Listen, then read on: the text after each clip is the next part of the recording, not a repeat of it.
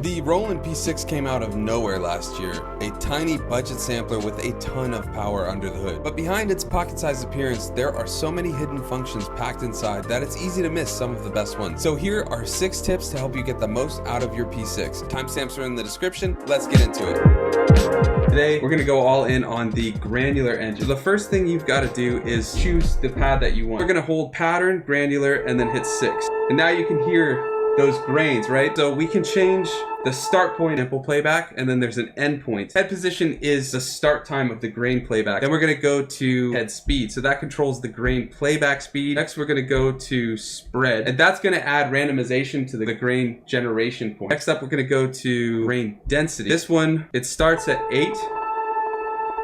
And you can go way far down if you hold shift. The next up, grain shape. So this one, for me, the best way to understand it is it's putting an LFO on the volume of the grain. From there though, let's go to grain size. This sets the size of the individual grains. So this one is grain timing jitter, adding random timing to the grain playback. The next one is grain time key follow. It determines if the speed of the grains are affected by pitch. So higher settings mean higher pitch grains will play faster.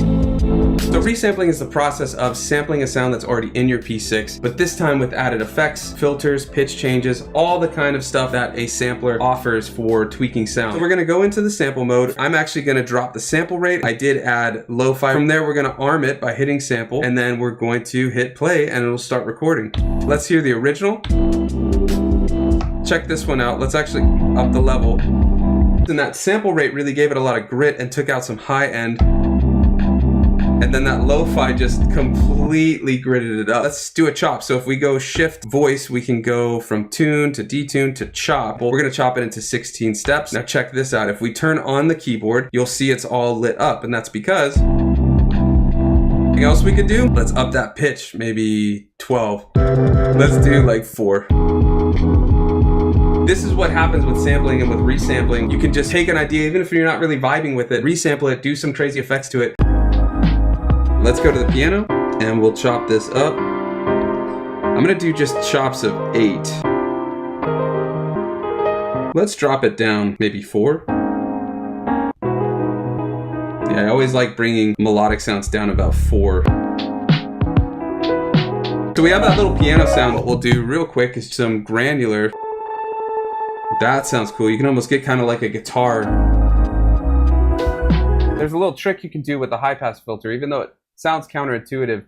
If you up the resonance and then bring down the cutoff to the low end, you can actually emphasize. Hear how the low end actually gets brought up?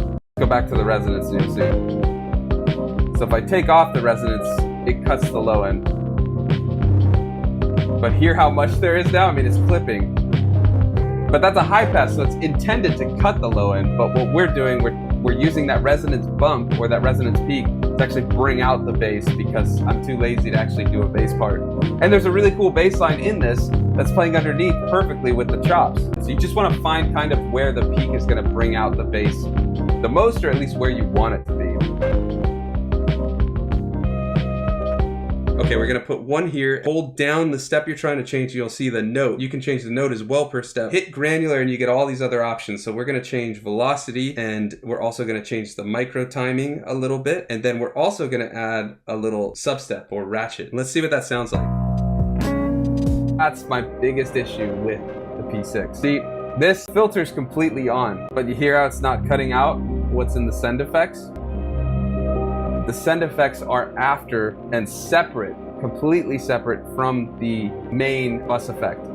So if you put anything in the send effects, that will sound normal no matter what effect you do to the actual sample. So if I do scatter, the send effects are playing normal, doing the chord progression and not stuck on that. Same with the filter. With the filter all the way to 0, there shouldn't be anything but low end, and yet we're hearing the chord progression as it is normal because it's going through the send effect. Hey, thanks for watching all of these. These tips came from a bunch of Roland P-6 videos and shorts that I've shared over the past year, making beats on this tiny little sampler. And I figured it was time to put them all together in one place as a quick reference. And if you want a more in-depth but easy to navigate quick start guide on all things Roland P-6, check out my Roland P-6 cheat sheet. And you can see how I've put the P-6 into my beat making workflow in this video. Thanks for watching, and I'll see you there.